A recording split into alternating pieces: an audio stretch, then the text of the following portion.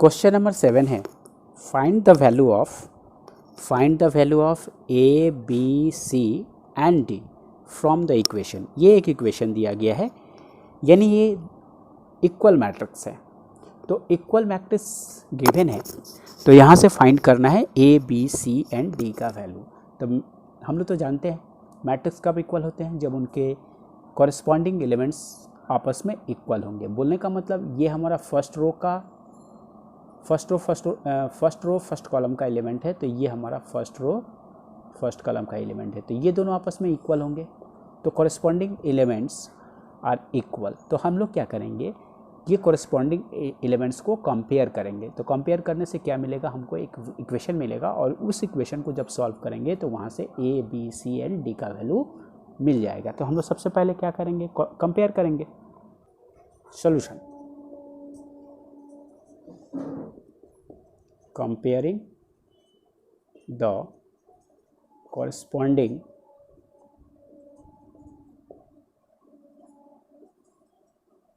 elements of the given matrices we get। हम लोग क्या पाएंगे, चलो कंपेयर करते हैं।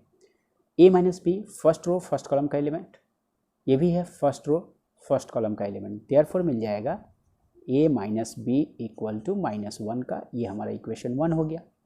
सेकेंड रो फर्स्ट, यानी 2a माइनस बी जो होगा ये वाला किसके इक्वल होगा, इस 0 का इक्वल होगा। 2a minus B equal to 0, ये हमारा इक्वेशन 2 मिल गया। इसके बाद ये वाला 2a प्लस सी, तो 5 के इक्वल होगा। 2a plus C equal to 5 का, ये हमारा इक्वेशन 3 मिल गया। और 3c प्लस डी जो होगा 13 के इक्वल होगा। 3c plus D equal to 13, ये हमारा इक्वेशन 4 मिल गया। ये अब चारों इक्वेशन को हम लोग जब सॉल्व करेंगे तो यहाँ से A B C and D का वैल्यू निकल आएगा। तो सबसे पहले हम लोग क्या करते हैं, a माइनस बी और 2a माइनस बी, ये दो इक्वेशन को सॉल्व करेंगे। तो यहाँ से सॉल्व करेंगे तो इक्वेशन यहाँ से a एंड b का वैल्यू निकल जाएगा। a एंड b का वैल्यू जैसे निकलेगा, यहाँ पुट कर देंगे a का वैल्यू तो c का निकल जाएगा, c का वैल्यू जैसे पता चल जाएगा इसमें पुट कर देंगे तो d का वैल्यू निकल जाएगा। तो फ्रॉम इक्वेशन 1 एंड 2, चलिए सॉल्व करते हैं। फ्रॉम इक्वेशन 1 एंड 2, 1 एंड 2 को कैसे सॉल्व करेंगे, ये है a minus B equal to -1, यहाँ 2a माइनस बी, ये दोनों इसमें से अगर इसको सब्ट्रैक्ट कर दें तो ये हो जाएगा। तो a minus B equal to -1 है, और यहाँ पर है 2a minus B equal to 0 है। हम लोग क्या किए, a माइनस बी इस इक्वेशन से इस इक्वेशन को सब्ट्रैक्ट करेंगे तो साइन चेंज होगा। ये +2a था तो -2a, माइनस बी था तो +b हो जाएगा। ऐसे सब्ट्रैक्ट करने से क्या हुआ, a माइनस 0, तो -b प्लस b कैंसिल हो जाएगा। यहाँ पर मिलेगा a माइनस 2a। अब a माइनस 2a क्या हो जाएगा, -a हो जाएगा, इक्वल टू यहाँ पर इसमें से ये माइनस करना है तो ये -1 ही आएगा। यानी यहाँ से हमको मिल जा रहा है माइनस माइनस कैंसिल हो जाएगा, a का वैल्यू 1 मिल जाएगा। जैसे a का वैल्यू 1 मिलेगा, देयरफॉर क्या होगा, a का वैल्यू 1 को पुट कर देंगे इसमें, देयरफॉर हो जाएगा a minus B equal to -1 है, देयरफॉर a का वैल्यू 1, तो 1 माइनस बी इक्वल टू -1 का, और यानी a का वैल्यू को हम 1 पुट कर दिए तो 1 माइनस बी इक्वल टू -1 का, तो माइनस बी इक्वल टू -1 और ये -1, यानी यहाँ पर आ जा रहा माइनस बी इक्वल टू -2 का, माइनस माइनस कैंसिल हो जाएगा, यानी b का वैल्यू हमको मिल गया 2। अब a का वैल्यू पता चल गया, b का वैल्यू पता चल गया। अब a का वैल्यू को अगर हम इक्वेशन 3 में पुट कर दें तो फ्रॉम इक्वेशन 3 हम लोग वहाँ से पा जाएंगे, फ्रॉम इक्वेशन 3। अब फ्रॉम इक्वेशन 3 में आते हैं। 3 इक्वेशन क्या है, 2a plus C equal to 5 है, और a का वैल्यू हम लोग जानते हैं 1, therefore 2 into 1 plus C equal to 5 का होगा, और यहाँ पर c इक्वल टू आ जाएगा 5 माइनस 2, यानी c का वैल्यू आ जाएगा 3।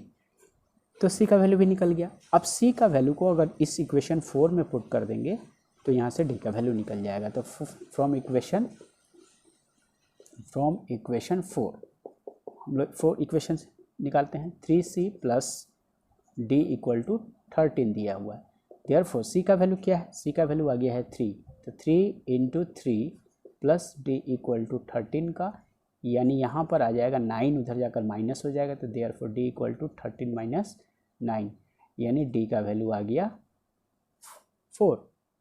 देयरफॉर हमारा आंसर हो गया, यानी आंसर हमारा क्या आ गया, ए का वैल्यू आ गया 1, बी का वैल्यू आ गया 2 एंड सी का वैल्यू आ गया 3 और डी का वैल्यू आ गया 4। ये हमारा आंसर होगा। तो कभी भी जब दो मैट्रिक्स इक्वल देंगे तो इक्वल दिया रहेगा तो उस समय में हम लोग क्या करेंगे, कॉरस्पॉन्डिंग एलिमेंट्स को इक्वल कर देंगे, उसके बाद जो इक्वेशन मिलेगा उसको सॉल्व करने से आंसर अपने आप निकल जाएगा। तो क्वेश्चन नंबर 8 है a equal to A I J element है, m इंटू एन उसका ऑर्डर है, इज ए स्क्वायर मैट्रिक्स। बोला है ये जो मैट्रिक्स है, गिवन मैट्रिक्स जो है ये एक स्क्वायर मैट्रिक्स है। इफ़ मतलब ये जो गिवन है इसको हम लोग कब स्क्वायर मैट्रिक्स बोलेंगे, ये हमारा 4 ठो ऑप्शन है। m इंटू एन उसका ऑर्डर दिया हुआ है, तो बोला है m, पहला ऑप्शन है m लेस देन n, दूसरा ऑप्शन है m ग्रेटर देन n होगा, और तीसरा ऑप्शन है m इक्वल टू n का होगा, या डी जो ऑप्शन है यानी लास्ट ऑप्शन जो है नॉन ऑफ दीज है। ये 4 ऑप्शन में से कौन सा होगा, कौन सा कंडीशन इसमें अप्लाई होगा कि ये जो है ये गिवन जो मैट्रिक्स है वो एक स्क्वायर मैट्रिक्स होगा और mn उसका ऑर्डर है, तो mn के बीच में क्या रिलेशन होगा। तो कोई भी मैट्रिक्स स्क्वायर मैट्रिक्स कब होता है, स्क्वायर मैट्रिक्स कब होगा, जब रो एंड कॉलम दोनों सेम होगा तभी तो स्क्वायर मैट्रिक्स बोलेंगे। तो स्क्वायर मैट्रिक्स बोलने का मतलब number of row equal to number of column होना चाहिए। अगर number of row equal to number of column होगा तभी जाकर स्क्वायर मैट्रिक्स होगा। तो यहाँ पर रो जो है m है और कॉलम n है, तो ये दोनों आपस में इक्वल होना चाहिए। तो कंडीशन कौन सा होगा, m equal to n। Answer, तो आंसर क्या होगा, आंसर होगा हमारा C। आज हम लोग करेंगे क्वेश्चन नंबर 9 को सॉल्व करेंगे। ये है question number 9, which of the given values of x and y make the following pair of matrices equal. ये पेयर ऑफ यानी दो मैट्रिक्स है, एक मैट्रिक्स ये है और एक मैट्रिक्स ये है। ये दोनों मैट्रिक्स में x और y का क्या वैल्यू होगा जिससे कि ये दोनों मैट्रिक्स आपस में इक्वल हो जाएंगे। यानी ये दोनों मैट्रिक्स को इक्वल होने के लिए x एंड y का क्या वैल्यू होना चाहिए। तो दो मैट्रिक्स कब इक्वल होते हैं, जब उनके कॉरस्पॉन्डिंग एलिमेंट्स आर इक्वल। यानी अगर ये दोनों मैट्रिक्स है तो ये दोनों मैट्रिक्स को इक्वल होने का कंडीशन है उनका कॉरस्पॉन्डिंग एलिमेंट्स आर इक्वल होना चाहिए। तो सॉल्व कैसे करेंगे, सॉल्यूशन अगर बोलते हैं if given two matrices are equal, then their corresponding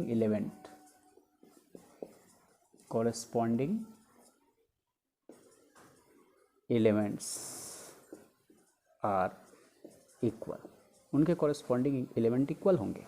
if given two matrices are equal then their corresponding elements are equal। therefore corresponding element बोलने का मतलब 3x + 7 जो होगा इसका corresponding element 0 का होगा, यानी ये दोनों आपस में इक्वल होगा।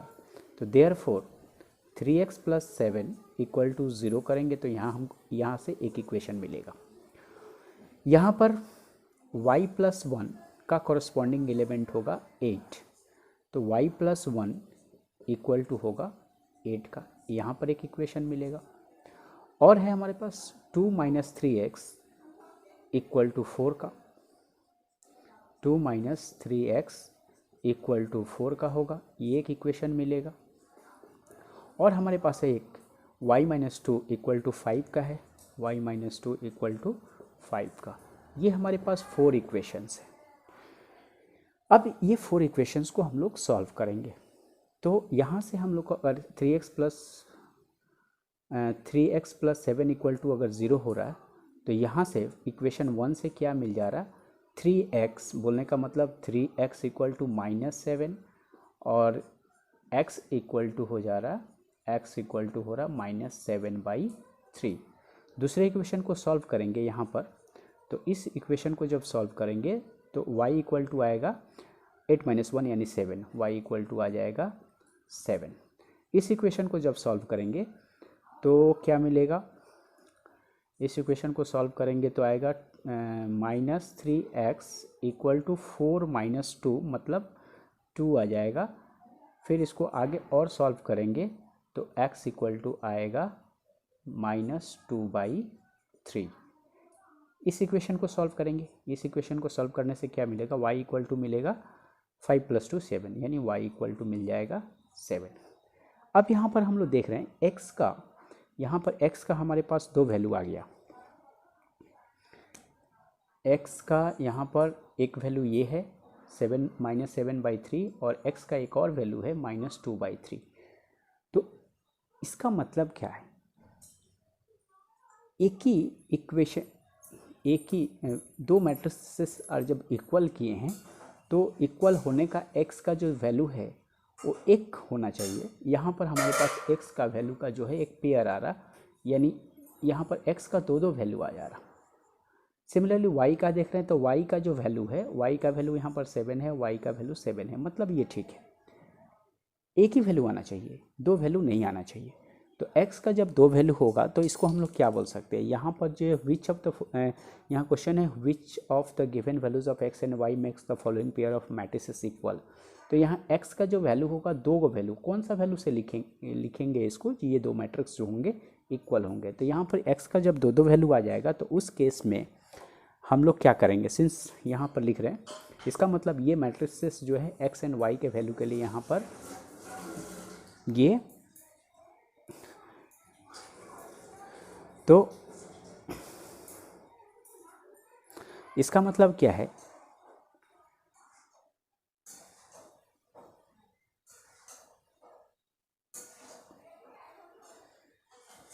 तो इसका मतलब हम लोग क्या लिखेंगे, since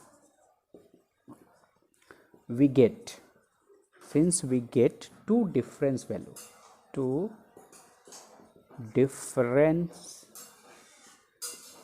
different value of x which is not possible,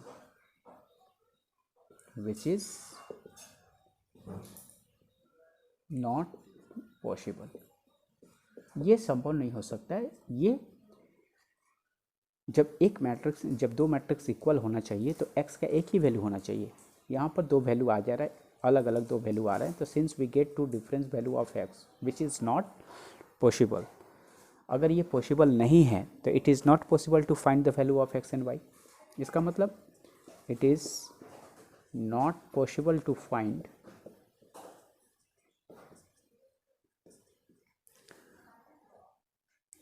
the values of x and y। तो यहाँ पर जो ऑप्शन दिया था हमारे पास, यहाँ पर 4 ऑप्शन था, तो ये हमारा 4 ऑप्शन था, तो इसमें से चूज करना था ये कौन सा ऑप्शन सही होगा, तो ऑप्शन होगा B, not possible to find. तो ये है question number 10। The number of all possible matrices of order 3/3 with each entry 0 और 1, यानी क्वेश्चन है number of all possible matrices of order 3/3 with each entry 0 और 1। बोलने का मतलब क्या है, एक मैट्रिक्स है जो कि जिसका ऑर्डर है, एक मैट्रिक्स है जिसका ऑर्डर है 3/3 का, इसका मतलब 3/3 का मतलब, बोलने का मतलब 3 रो होगा और 3 कॉलम्स होगा, ठीक है, 3 रो 3 कॉलम्स का एक मैट्रिक्स है। अब उसमें बोला गया है number of all possible matrices find करना है जिसमें एलिमेंट का जो एंट्री होगा या तो 0 होगा और नहीं तो 1 होगा। तो यहाँ पर देखिए, यहाँ पर एलिमेंट अगर 0 लेते हैं, इस पोजीशन पर 0 लिया जा सकता है या 1 लिया जा सकता है। ये इस पोजीशन पर एलिमेंट क्या होगा, 0 और 1, दोनों में से कोई एक होगा, या तो 0 लिख सकते हैं या 1 लिख सकते हैं। इस पोजीशन पर भी क्या लिख सकते हैं, इस पोजीशन पर भी 0 लिख सकते हैं और नहीं तो 1 लिख सकते हैं। इस पोजीशन पर भी 0 या 1, 0 1 0 1 0 1, यानी हर पोजीशन पर देखा जा रहा है एलिमेंट का जो पॉसिबिलिटी है 0 है और नहीं तो 1 है। यानी हर पोजीशन पर एलिमेंट जो है 2 एलिमेंट आ रहा है, हर पोजीशन पर 2 एलिमेंट आ रहा है, या तो 0 और नहीं तो 1। तो ये 2 एलिमेंट हो रहा है। इसका मतलब हमारे पास गिवन मैट्रिक्स है ऑर्डर का, तो इसमें हम लोग देख रहे हैं ऑर्डर जो है 3×3 का ऑर्डर्स है, तो इसका जो टोटल एलिमेंट्स होंगे ये 9 एलिमेंट्स होंगे टोटल। इसमें जो टोटल एलिमेंट्स होंगे 9 एलिमेंट्स होंगे, यानी टोटल 9 पोजीशन है। हर 9 पोजीशन पर 2 पॉसिबिलिटी है, यहाँ पर 2 पॉसिबिलिटी है, यहाँ पर भी 2 2 2 2 2 2 2, इस तरह से करते करते यानी 2 का जो पॉसिबिलिटी है कहाँ तक, हर पोजीशन पर 2, तो 2 फिर 2 फिर 2, ये अप टू कहाँ तक जाएगा, ये टोटल 9 टाइम्स मल्टीप्लाई हो रहा है, 9 टाइम्स मल्टीप्लाई हो रहा है, 9 टाइम्स, यानी टोटल पॉसिबिलिटी जो होगा मैट्रिक्स बनने का 2 टू द पावर 9 होगा। अब इस 2 टू द पावर 9 होगा, इसका मतलब इसका जो आंसर 2 का पावर जब 9 निकालेंगे तो 512 आएगा, तो आंसर हमारा 512 होगा। लिखेंगे कैसे इसको, तो गिवन क्या है, ऑर्डर ऑफ मैट्रिक्स दिया हुआ है, वो है 3×3 का। देयरफॉर नंबर ऑफ एलिमेंट्स क्या होगा, नंबर ऑफ एलिमेंट्स हो जाएंगे, total number of elements in the matrix, in the given matrix हो जाएगा 3×3 मतलब 9। अब नाउ बोला क्या है, ईच ऑफ दिस एलिमेंट, ये जो 9 एलिमेंट है, ईच ऑफ दिस, ये जो 9 एलिमेंट्स है, each of this elements can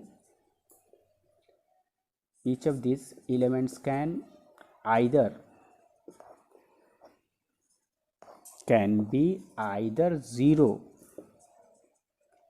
0 और 1। ये जो 9 एलिमेंट्स है वो क्या हो सकते हैं, या तो 0 और नहीं तो 1 होंगे, ये एलिमेंट्स होंगे। Now each of the 9 elements can be fitted, each of the 9 elements can be fitted in two possible way,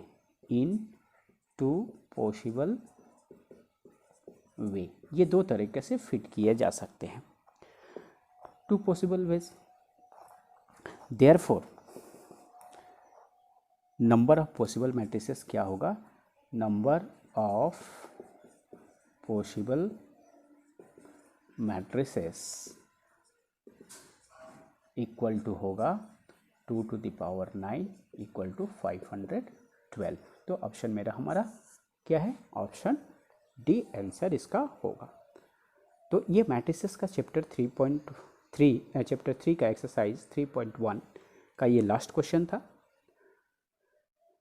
okay.